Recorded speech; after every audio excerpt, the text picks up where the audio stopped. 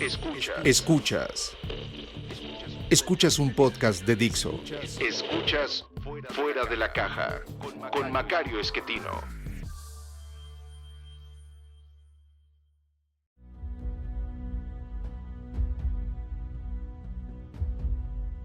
Bienvenidos, esto es Fuera de la Caja. Yo soy Macario Esquetino, le agradezco mucho que me escuche. Esta es la emisión número 105 de este podcast y por ser emisión impar, nos toca hablar de la coyuntura que sigue siendo económica en buena medida porque estamos alrededor del presupuesto de 2021 y creo que vale la pena seguir analizando qué es lo que está ocurriendo en nuestra economía, qué podemos esperar en los próximos meses al respecto. Usted ya sabrá, se entregó el paquete económico para el próximo año al Congreso y lo que la Secretaría de Hacienda estima es que vamos a tener una contracción este año. Ellos estiman ahora un poco más de 8% de contracción y una recuperación el próximo año, según sus estimaciones también, de casi 5%. En ambos casos creo que son optimistas, no es solamente lo que yo crea, es lo que cree el promedio de los especialistas que encuesta el Banco de México cada mes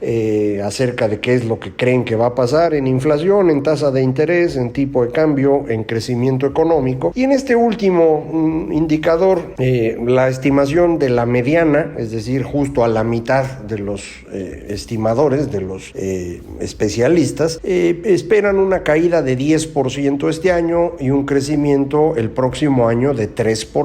Es decir, Hacienda estaría sobreestimando 2 puntos tanto este año como el año próximo. Usted dirá, bueno, pues 2 puntos no es mucho. Pues 2 puntos es lo que crecía la economía mexicana antes de que este gobierno llegara. Y a todo el mundo le parecía poquito.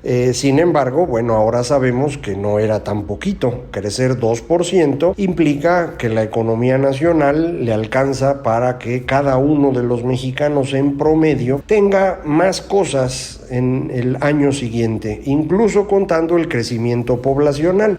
De manera pues que esta falla de estimación en 2 puntos, tanto en la caída como en la recuperación, pues sí puede causar algunas dificultades en términos de lo que el gobierno espera recaudar en impuestos, que esa es la parte más relevante en donde esta falla de estimación puede tener un impacto. A mí no me preocupa demasiado eso, me preocupa más otras 2 cosas. En términos de impuestos, mi preocupación es que este año están recaudando más de lo que cualquiera hubiera esperado, en parte porque aparentemente no hubo devoluciones de IVA como se acostumbraban y esto les ha permitido una recaudación de IVA que no se ha desplomado a pesar de que la economía se contrajo 19% en el segundo trimestre.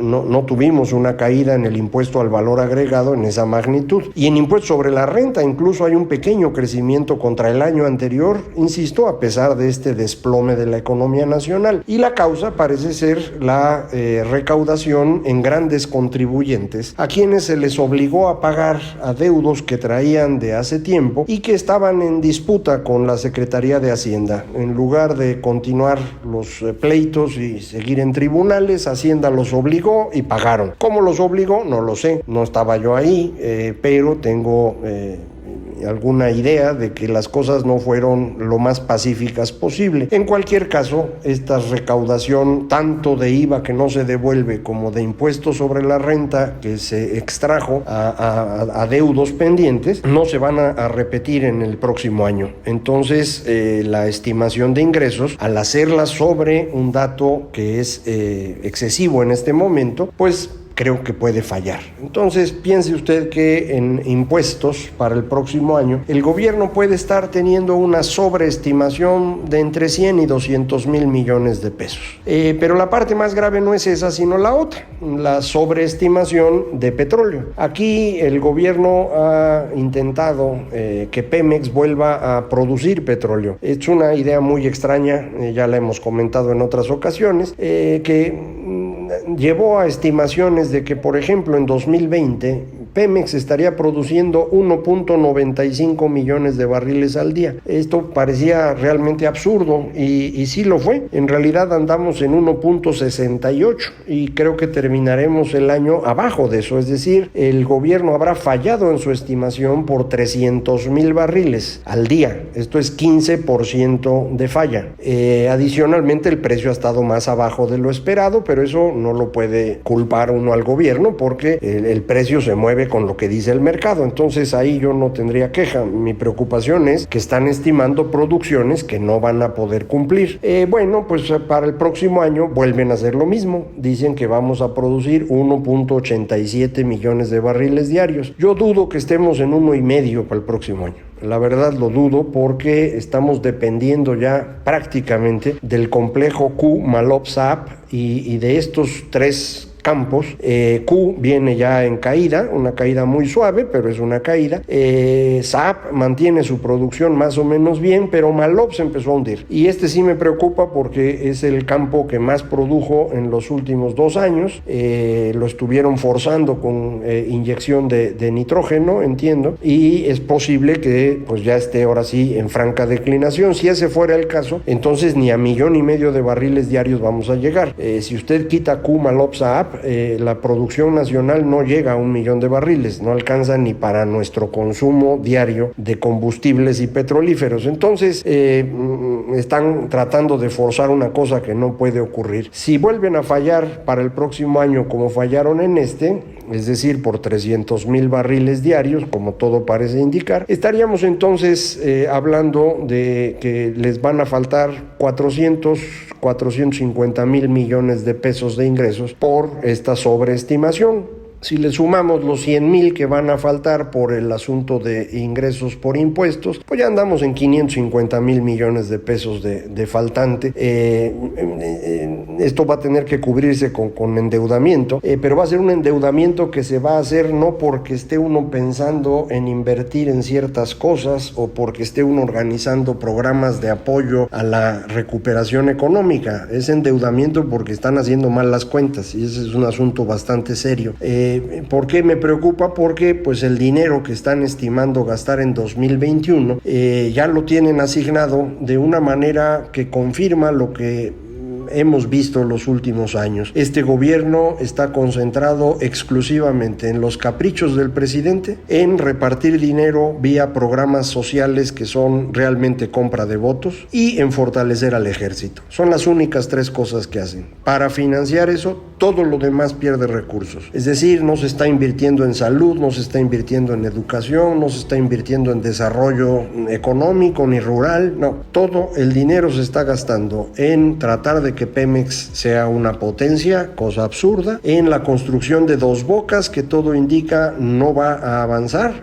No han podido iniciar hasta ahorita la producción de los activos verdaderos, es decir, de los aparatos que hacen todo el proceso, sean reactores, torres, etcétera. Hasta ahorita siguen cimentando. Y ya para cimentar más de 1 año se me hace un poquito excesivo, pero pues eso es lo que dicen que hacen. El aeropuerto de Santa Lucía, que dice el presidente, en el próximo año tendrá un vuelo de avión militar. Pues tenía un montón de vuelos de aviones militares antes de que él llegara. Eso era el aeropuerto Santa Lucía, un aeropuerto militar. Lo que importa es cuándo va a haber vuelos civiles y cómo van a equilibrar esos vuelos con el aeropuerto actual de la Ciudad de México, que es la parte que no sabemos. El Tren Maya, que declararon desierta una de las partes de la construcción, no sé luego qué vayan a hacer, de manera que estos caprichos se llevan todo el dinero, como le comentaba. En la parte social se destruyeron programas que todo el mundo celebraba, literalmente todo el planeta, como fue el programa Progresa, Oportunidades, Prospera, y como fue también el Seguro Popular. Estos programas, construidos en la lógica de reducir la pobreza y de ayudar a los más pobres a tener acceso a salud, fueron sustituidos por reparto de dinero en efectivo. Ya usted sabe, a través de las becas Benito Juárez, a través de Jóvenes Construyendo el Futuro y a través de Sembrando Vida, un programa que lo que está dando como resultado es deforestación. La gente destruye los bosques y selvas para tener hectáreas que les permitan volver a sembrar los árboles, porque esos árboles nuevos que siembren implican un pago en efectivo. El asunto es que cuando siembran, nada más sembraron el 14% 14% del terreno que deforestaron y no sabemos de ese 14% cuántos arbolitos sobrevivan, porque no crea usted que esto es siembra un árbol y crece, hay que estar cuidando esas cosas y ese dinero ya no se los van a pagar por cuidar. Entonces, esto es lo que tenemos, insisto, sumado a el apoyo que ha tenido el ejército mexicano. En eso se está gastando un dinero que no existe y que no va a existir porque están sobreestimando los ingresos y van a tener que contratar deuda para poder cumplir los caprichos presidenciales. Vuelvo a insistir en que nos hubiera salido bastante más barato contratar deuda en marzo para hacer un programa de contención económica, es decir, apoyar a empresas para que no corrieran personal y apoyar a informales para que se quedaran en sus casas y efectivamente pudiéramos reducir el contagio y posteriormente apoyar un programa de reactivación a partir de agosto o ahora mismo de septiembre. Estas dos cosas que le comento podrían haberse financiado con un crédito de 5 puntos del PIB que podíamos haber contratado con el Fondo Monetario Internacional. La línea de crédito está abierta por más que eso, entonces si nos alcanzaba podríamos haber pedido los 5 puntos, dedicar un punto a apoyar a empresas, otro punto a apoyar informales y luego 3 puntos a la reactivación. Según mis cuentas, con esto habríamos logrado terminar el año no con una contracción de 10% como esperan los especialistas consultados por el Banco de México, ni de 8 fracción como piensa Hacienda, sino más bien en el orden del 5%. Y eso, bueno, ya daba un espacio para que en 2021 recuperáramos la mitad de la caída y para 2022 estuviéramos nuevamente en los niveles anteriores.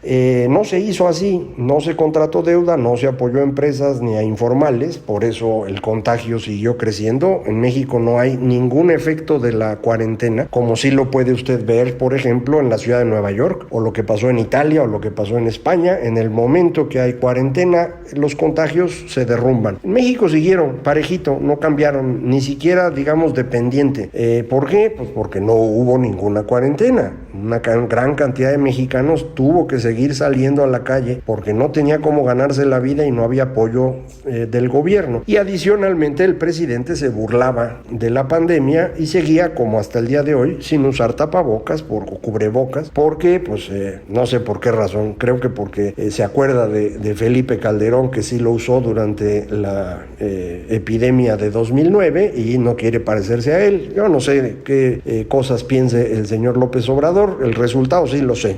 No pudimos controlar nunca la enfermedad y somos el país que tiene mayor número de personas que han muerto como consecuencia de la pandemia, sea de forma directa o indirecta, medido a través del exceso de muertes. Como usted sabe, el gobierno mexicano solamente mide a unos pocos para decirnos cuántas muertes hay, pero deja sin medir a 2 o 2 y fracción de cada 3 que mueren. Así que pues nos van engañando con las cifras y mis colegas, por razones inexplicables, siguen publicando los datos del gobierno como si fueran ciertos, y este es un problema que estamos teniendo ya en muchas áreas. No importa si lo dice el gobierno, si es falso, y necesitamos decirlo con toda claridad todos los que nos dedicamos a esto, porque de otra manera se van creando mitos, que es lo que el gobierno quiere hacer, para con ello después decir nosotros hicimos las cosas muy bien, el problema fueron los que no nos hicieron caso, ya lo dijo el señor Gatell, o el problema fue el neoliberalismo y los conservadores, como dice el presidente. No, el problema son ellos y los datos son muy claros y creo que hay que decirlos con toda claridad. Puede uno mencionar que el gobierno está calculando 72,000 muertes, pero al mismo tiempo hay que decir, pero las muertes en exceso en este momento se estiman en 220,000 y eso es lo que necesitamos estar haciendo todos los días. De otra manera, insisto, lo que hacemos es fortalecer una narrativa ficticia del señor presidente, que como sabemos es un mentiroso. Si usted tiene duda al respecto de qué tan mentiroso es, Luis Estrada ha medido día tras día el número de mentiras que se dicen en las mañaneras y en los informes del presidente. En promedio son 4 por día, mentiras, más una cantidad importante de datos inexactos o incomprobables. De forma pues que vamos construyendo, insisto, una realidad alterna que no creo que le convenga a nadie. Me regreso a la parte económica. con los números que le estaba yo comentando, es decir, el crecimiento del próximo año, que será todavía pequeño, después de una caída muy profunda en este 2020, se puede estimar que vamos a regresar al tamaño que tenía la economía mexicana en 2018, más o menos para mediados de 2024. Esto significa el sexenio en promedio crecerá cero. Otra vez, estos son los datos pronósticos que nos ofrecen los especialistas que consulta el Banco de México. Yo tengo 2 o 3 escenarios diferentes para ver qué es lo que puede ocurrir. En mi escenario intermedio, que es el que creo más probable, en realidad regresaríamos al tamaño de 2018 para 2025, tampoco es una gran diferencia. Lo importante es qué hubiera pasado si en lugar de que en 2018 hubiera ganado López Obrador, hubiera ganado alguno de sus 2 contrincantes o hubiera regresado a gobernar alguno de los últimos 4 expresidentes. ¿Cómo terminaría el sexenio? Bueno, se pueden hacer las cuentas en estas cosas que llaman los especialistas un contrafactual, es decir, imaginar qué hubiera pasado si, y lo hago nada más considerando 2 decisiones. La cancelación del aeropuerto de la Ciudad de México, que ningún otro hubiera hecho, y el cómo enfrentar la crisis de la pandemia, siguiendo mi argumento de esta deuda del 5%, que no fui el único que la propuso, la propusimos todos los que nos dedicamos a este tema, todos. Esto va desde el Centro de Estudios Espinosa Iglesias, la Coparmex, el Consejo Coordinador Empresarial, hasta personas muy cercanas a López Obrador en algún momento de su vida, como Rolando Cordera o Gerardo Esquivel. Todos propusimos lo mismo, casi con los mismos números. Si hubiera seguido una de estas recomendaciones, que es lo que hubiera hecho cualquier otro político que no hubiera sido López Obrador, y no se hubiera cancelado el aeropuerto de la ciudad, insisto que es lo que hubieran hecho cualquiera de los otros 6 que he mencionado, el resultado que tendríamos en 2024 es una economía 10 puntos más grande que la que teníamos en 2018, con todo y pandemia. Eso es el costo neto hasta este momento del gobierno actual. Todavía le pueden sumar, yo no lo dudo, la capacidad que tienen de complicar las cosas es grandísima. Lo está usted viendo con el dichoso asunto de la rifa, con el intento de crear una consulta popular para distraer a la gente alrededor de si se debe juzgar o no a los expresidentes, cuando esto es perfectamente posible el día de hoy, no hay nada que lo impida, se puede llevar a juicio si tienen alguna prueba, y si no, no se va a poder llevar a juicio de ninguna otra forma. Entonces nada más tratar de distraer a las personas mientras, insisto, seguimos teniendo más de 200,000 muertos y una contracción económica de las más grandes en el planeta. ¿Hasta dónde nos va a llevar esta circunstancia de tratar de vivir en este mundo alterno? No lo sé, pero me preocupa que en algún momento una proporción no menor de los mexicanos diga ya estuvo bueno. Algo así está pasando ahorita en Chihuahua, porque pues les está afectando directamente a los agricultores la posibilidad de que no haya agua para ellos, debido a que el gobierno no quiso negociar con Estados Unidos alrededor del Tratado de Aguas, como sí se ha hecho en casi todos los años que yo recuerdo. Ahora no quisieron y bueno, pues el resultado lo estamos viendo. ¿En qué momento se nos va a cansar la gente? ¿En qué momento los 10 gobernadores que decidieron salir de la CONAGO, en lugar de hacer una alianza federalista, deciden de pronto decir, ¿saben qué? Ya estuvo bueno? Yo no sé, ojalá eso no ocurra, ojalá y podamos ir encontrando cómo resolver nuestros conflictos, pero insisto, la personalidad del presidente, la dirección que está llevando, las acciones que toma, su desprecio por los demás, me llevan a pensar que no habíamos tenido un gobierno tan destructivo y tan incapaz en toda nuestra historia. He insistido con la posible salvedad de Antonio López de Santana, bajo el cual, por cierto, perdimos la mitad del territorio. Bueno, para no amargarme más la vida, sobre todo en estos días patrios, ya me voy. Muchas gracias por escucharme, ya sabes, muy fácil comunicarse conmigo, Macario MX, en Twitter @Macario MX, correo electrónico macario@macario.mx y página www.macario.mx. Muchísimas gracias, esto fue Fuera de la Caja.